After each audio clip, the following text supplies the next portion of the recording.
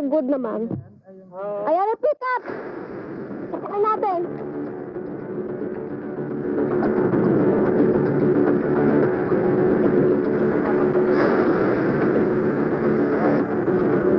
Sorry, ano?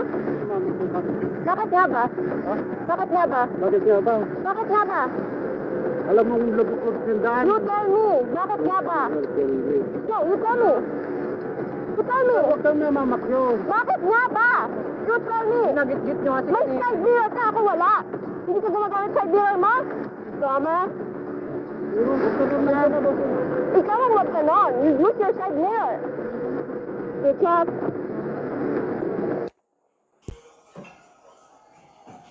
Well, haharapin namin talaga.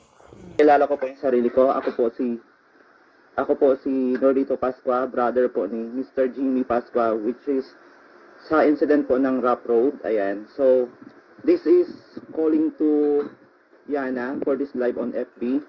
Actually, napanood namin na bumalik ka dito sa Zambales para humingi ng personal apology. Unfortunately, hindi kayo nag-usap ni Kuya. Ito lang ang sasabihin ko sa iyo, Aliana. Kahit pa mag-public apology ka at humingi ng personal apology kay kuya ko, desidido kaming ituloy ang kaso laban sa iyo. Dahil unang-una, in-expose mo ang pamilya namin. Kapwa-tawad na lamang po tayo at tanggapin ang mga susunod na nagaganap.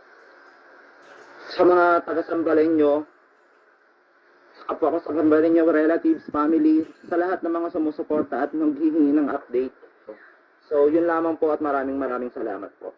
So, again po, dito po kaming ituloy yung kaso laban sa inyo, laban kay Aliana dahil in-expose niya po ang pamilya namin. Yun lamang po, maraming salamat po.